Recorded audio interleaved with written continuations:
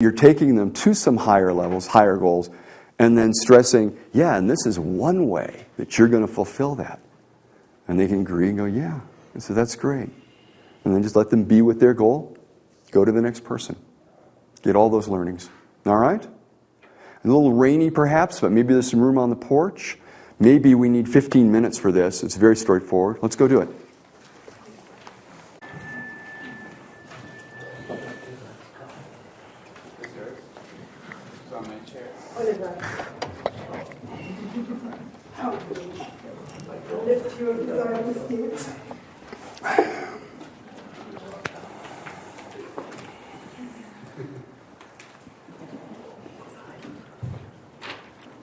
And?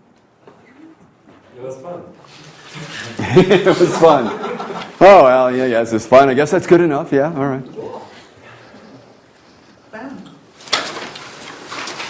Inspiring. Inspiring. There we go. Life-changing. Maybe, maybe not. But what we do have here are variable dimensions of experience. And you can be thinking in terms of whether something's more sensory-based or more abstract.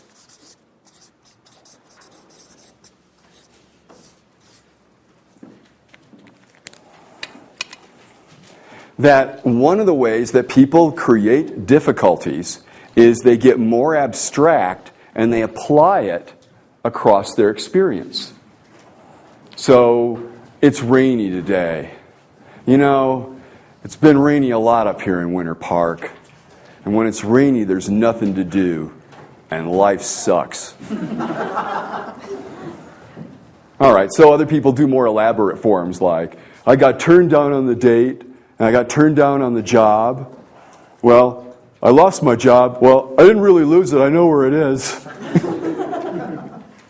Bobcat Goldthwait, yes. Somebody else is there. And you take a number of examples, and you go, man, oh man, life sucks, doesn't it?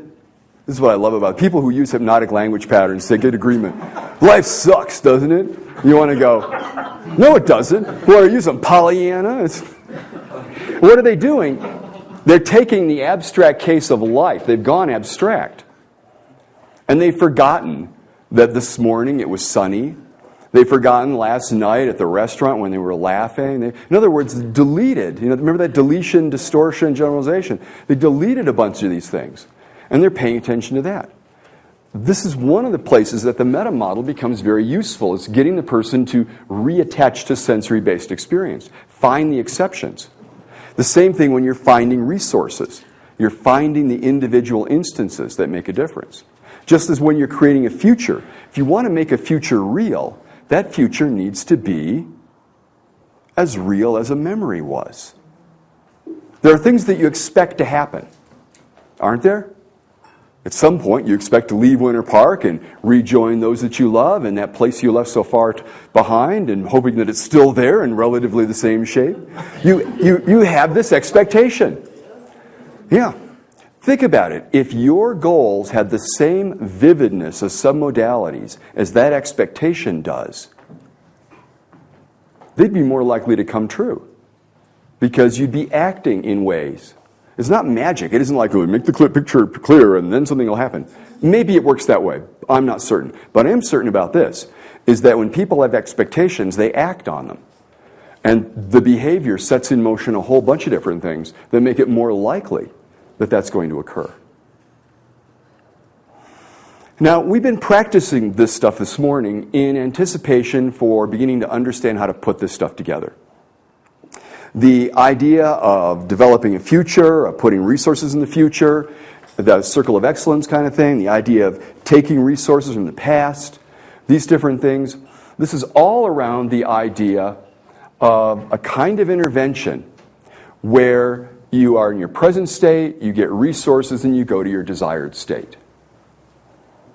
A moment, I'll make that even cleaner. I'll take the one right at the top. In present state, you add resources that help you get to your desired state. And there isn't any difficulty except that you didn't activate the resources. The resources might be visualizing the path to the future. The resources might be visualizing the future. That's a good place to start. The resources might be visualizing the path, wondering what emotional states you could introduce, what skills you could introduce into those steps. The resources. The assumption here is that there are no countervailing or opposing outcomes. And a lot of people talk about, well, I have sabotaged myself. I have a fear of success. I'm very concerned about those kinds of nominalizations. They're very abstract, and they tend to reify, which means you turn them into a thing, which makes them harder to change, until, of course, you model them down. Significantly, though, is that they create an opposition. That, well, I would succeed, except that I have this fear of success. Now, this kind of thing is in the phrase of what stops you. Yeah? What stops you from getting to your goal? So Judy, and once more here, if I could have you come up. Do I need my Yeah, you need your picture too. And Ken. You come up too. You don't need your picture though. No picture? No.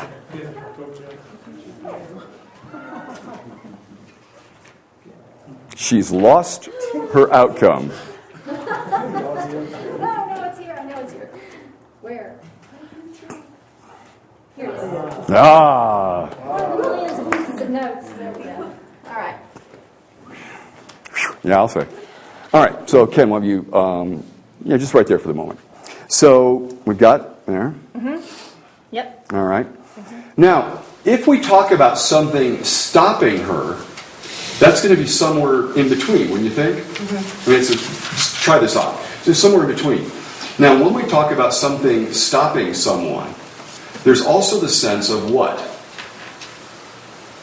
It's separate from them. Yeah, it could be a wall. It could be a wall. But the real point is that whether it's a wall or another person or an idea or a generalization or a feeling, the person experiences that as separate from them. They say, something stops me. They don't say, I'm stopping myself. So Ken is my visual aid here. It would be like if you personified it, there's her goal, and something stops her. Okay. Now, I took this moment with this because when you make it visual like this, people can get the idea that it might be Ken is her boss who's stopping her from doing something. Or in this case, we know it's about Ken is a publisher not interested in what you have to offer. These are all external, but it could also be some aspect of her inside her. But my point here in externalizing it is that her experience of that would be as if it was outside her. Okay? Thanks a lot. So the deal is that if you have a single outcome situation where there's nothing stopping internally or externally, then it's about adding resources. When you have some extra something personified, a part of me that doesn't want me to succeed, or an internal barrier that someone might refer to, or an external person in negotiation in a corporation, then we're into what is known as a multiple outcome situation. Since yours isn't, take that with you. Don't lose it. No, I won't. Right here in the front. So, in a single outcome intervention, you've learned different skills that are all about adding resources or moving resources from one part of your experience to another.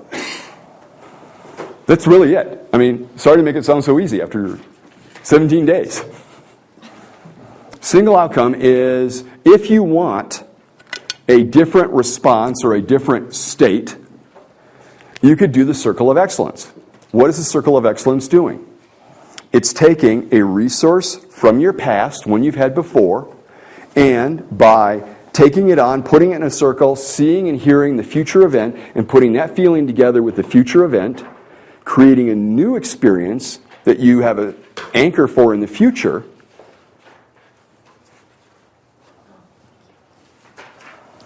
In other words, you're simply anchoring something for the future from the past. You've had the state before, you're just moving it around. In the same way, though not about the future, we have add a resource. You might be in a situation and you want to be more resourceful. You say, well, when was it real? Okay, I've got that back here. I'll bring that up to the present. Stack those up. In fact, what you usually do is you stack them up in the future, so when you go into the meeting, you'll have them. Adding a resource. Once again, taking resources from the past, placing them at an expected future. With change personal history, you get real tricky.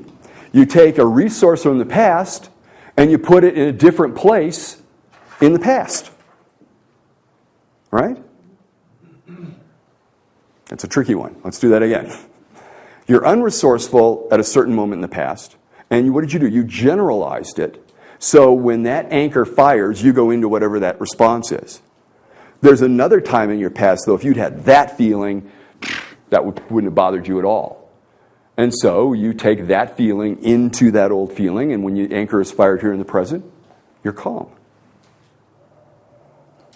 So you have all the resources you need. This is about moving them around. Now we get into, and you notice a little change of color here, which we will be explaining, but not yet. Context reframing. Now, what is context reframing? It's changing the frame. What is the frame? Well, you could say the frame is where or when something happened. In other words, you could say that getting angry, being angry and all is not the kind of person you want to be. That's not me. And I'd say, well, what about if your family was being threatened? It might be appropriate. And they go, yeah, boom, you've got a context that you found that it is all right, significant to express that in. The behavior suddenly becomes meaningful and appropriate when the context changes. So again, you're finding something in the past in a particular context, and you're moving it to a different one. That was a little bit of what I was doing with Judy when I heard her say discipline and meditation, both of which I think are really good skills, but they also tend to be dogged, tenacious. I mean, they kind of get in and drive with them, and I believe you can do that. I see that in your behavior. And on the other hand, I'm thinking, she's got to be somebody who's had a lot of fun and been a cut-up. What if that skill that she's got over here in party and humor, what if that was recontextualized? What if I changed the context and moved that into this place of going for this goal? So it became more fun and lively. It's the same thing. Meaning reframing.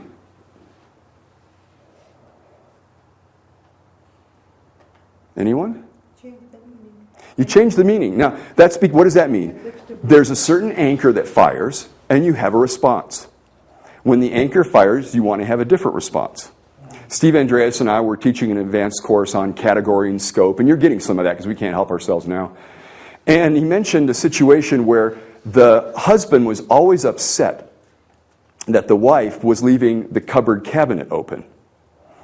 And so they were talking about this. She worked in a therapy clinic, and the therapist thought, try this.